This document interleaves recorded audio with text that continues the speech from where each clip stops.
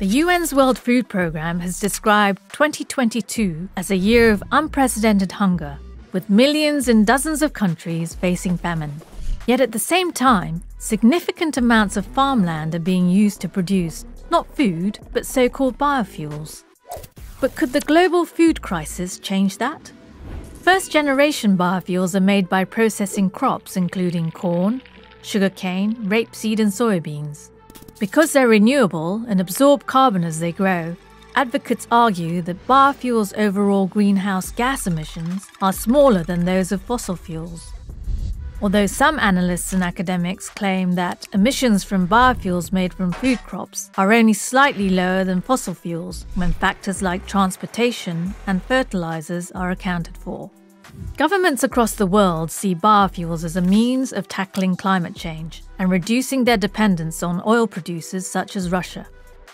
In 1981, ethanol, a biofuel more commonly known as alcohol, made up just 0.01% of US petrol consumption. But by 2021, that figure had grown to more than 10%. Last year, 36% of all US corn production went into biofuels, with a similar share of soybean oil going into biodiesel. But following the war in Ukraine, global food and energy supplies have been disrupted and prices have risen. So why not shift agricultural production allocated for fuel to food? While that may seem like a straightforward solution, opinion is divided. Worldwide, the production of biofuels uses about 4% of arable land. The biofuel lobby argues that reducing production wouldn't materially ease food prices.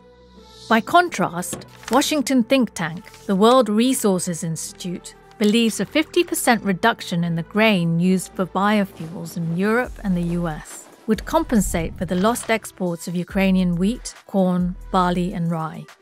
But what may ultimately prevent a rebalancing away from fuel towards food is a lack of political will, especially in Western countries. For example, in the US, Democrats in the Senate have struck a deal that would set aside $369 billion for climate and clean energy programs. The proposed agreement would extend tax credits for biodiesel and incentives for biofuels used by the aviation industry. The balance between food on the table and fuel in the tank looks unlikely to change anytime soon.